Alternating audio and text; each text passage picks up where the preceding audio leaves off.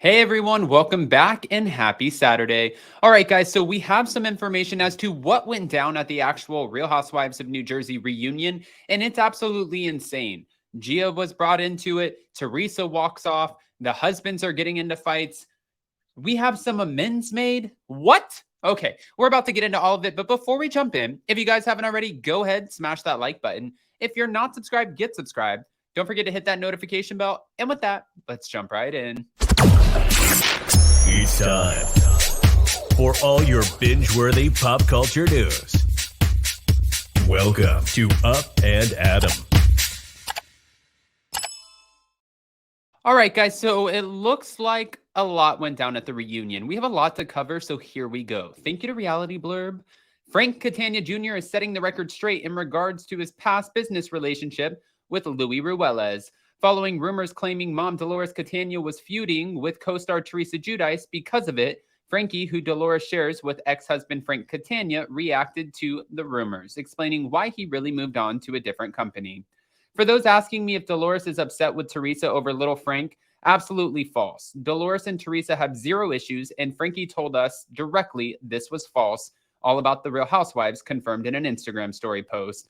Along with the fan page's post, they included a screenshot of a conversation they had with Frankie after reaching out to him in regards to the rumor.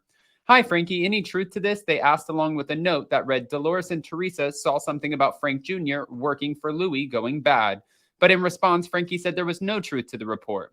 Absolutely not. Job was great, learned a bunch, and ended up going to a bigger firm. Awesome experience. Now, as New Jersey fans will recall, Louis had been accused of a number of shady business dealings in recent months, including a pizza oven endeavor with Joe Gorga, amid which he reportedly lost $250,000, and a business deal gone wrong with Dave Canton, husband of Teresa's friend and former castmate Dina Manzo. I mean, listen. However, during an episode of her podcast, Namaste Bitches, Teresa denied Dave and Louis were ever in business together. They've never once had a business dealing. Dave's in cars and Louis is in marketing and advertising, so they do different things.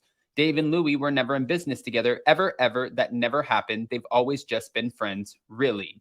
But also, Teresa's being accused of being nastier than ever at the reunion. And what do they mean? I mean, we know that everybody went in high energy, very anxious. This was a lot. We knew that this was going to be an absolute shit show of a reunion. How could it not be with the dynamics in play?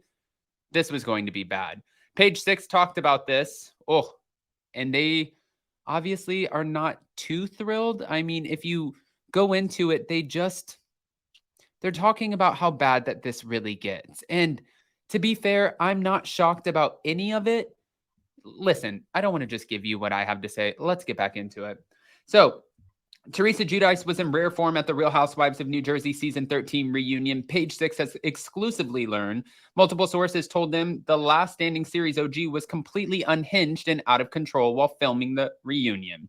Our sources say that Giudice was nastier than ever and cursing a lot, that she went so far as to call her co-star Margaret Josephs a fucking WHORE, which we can't say because of the algorithm. We're told the mother of four seemed very unhappy and mad at the world, and that moderator Andy Cohen appeared frustrated with her the entire time. However, one insider insisted that the Bravo honcho was not any more frustrated with her than the situation as a whole, claiming Giudice got worked up only when the topic of her family dynamics came up. Okay. This was the first time Teresa, Melissa, and Joe were going to see each other in person, and there's a long history of deep-rooted family issues. The insider said that Giudice acted out of a place of hurt, but admitted that her same energy was not necessarily matched by her sister-in-law. Ahead of this tense taping, Giudice admitted that she was somewhat apprehensive about seeing her brother and his wife, who were close with Joseph's, as their rocky relationship has reached an all-time low in recent months. I mean, she did say it's her job. It's her job. She was going to go into it.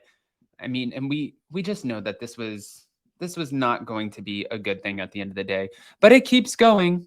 Okay, let's keep going into it. Now, because there's so much negative, I do want to talk about the positive, which is the fact that Margaret Josephs and Jennifer Aydin allegedly made amends at this reunion. So this is what's being said. Multiple sources told Page 6 that Josephs, who outed Jennifer Aydin's husband's decade-old affair last season, they were able to make amends. They were told that Jennifer Aydin made a big effort and that the two came to a resolve. Though Margaret Josephs has repeatedly apologized for hurting Jennifer Aydin and her family with the bombshell revelation, the entrepreneur previously told Page Six that she felt compelled to call out the hypocrisy.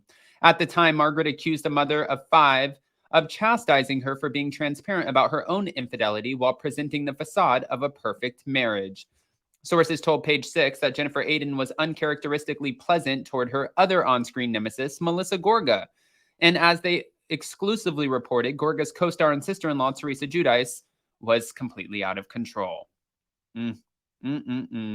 Now, one thing that I was kind of shocked about too was we heard that Gia Giudice allegedly got brought into the mix of all of this.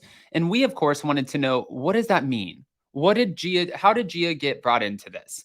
Well, this is what's being said by All About the Real Housewives. The Real Housewives of New Jersey filmed its season 13 reunion earlier this week, and things got pretty chaotic. Okay. According to their inside sources, Andy called Gia Giudice at the Real Housewives of New Jersey reunion, and they have the scoop on why. Their sources reveal in a confessional on the season finale of New Jersey, Joe Gorga said that after the cheating rumor came out at the finale taping, that his niece, Gia Giudice, called him the next day and told him to leave Melissa Gorga. This is said to have happened one day before Teresa's wedding.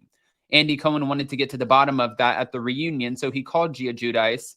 Our several sources reveal, that would be All About the Real Housewives sources, that Gia denied that she ever told her uncle to leave Melissa. Gia said that she never told her uncle to leave his wife, but instead pleaded with him to come to Teresa's wedding. Gia swore on her late Nono and Nona that she never told her uncle to leave Melissa Gorga and that it was strictly about him coming to Teresa's wedding, which he still chose not to come. And as far as the wedding, Joe Gorga was asked if he regretted not coming, to which he told Andy Cohen that he did not regret his decision and he stands by it. Ooh. Okay.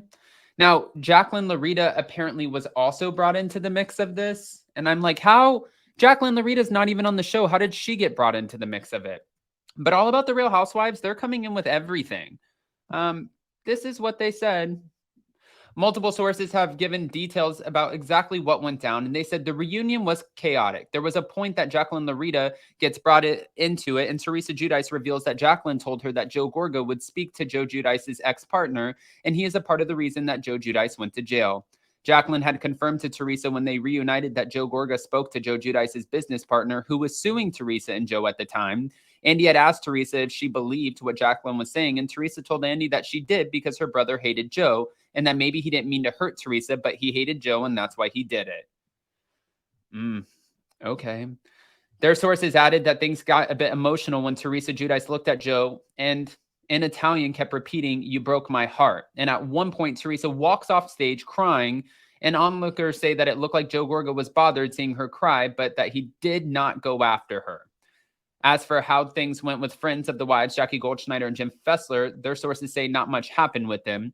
Jen Fessler barely spoke. She kept quiet and stayed out of it. And Jackie spoke about her eating disorder, but they barely said anything.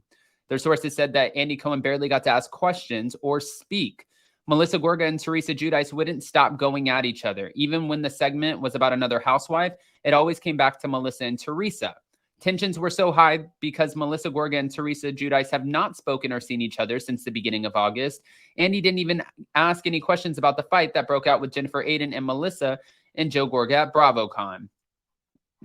As for new housewife Danielle Cabral, their sources said that she made her mark and said that she was very intense. The Staten Island came out of Danielle and she was going hard, screaming to get her point across. And where did the things end with Melissa and Teresa? Their sources added that they are 100% done. Teresa has never went in on Melissa Gorga like she did at the reunion, and it was because when they had problems, Teresa's parents were alive, and she wanted to keep the peace and not escalate it to where things would get worse than they already were. With Teresa's parents gone, she is tired of the lies and narrative being controlled by Melissa Gorga at her expense, and Teresa told Andy that she's 100% done with it, and Melissa and Gorga, but wishes them well. Not wishes them well. Okay. Guys, I want to hear what your thoughts are about all of this. Now, you know that we're back on Monday for our morning meeting on Up and Adam Channel 2. We have our Vanderpump Rules members only edition at 7 p.m. Eastern on this main channel. And of course, we have hot, messy topics. So we'll be discussing a lot. But I hope you guys have the best, most beautiful weekend. Get out there, get some sun. If it's raining, then just enjoy your family, make some memories. make good decisions or bad ones. Just stay safe. I don't care what you do. Just stay safe. I love you guys so much, and we'll see you so very soon. Bye, guys.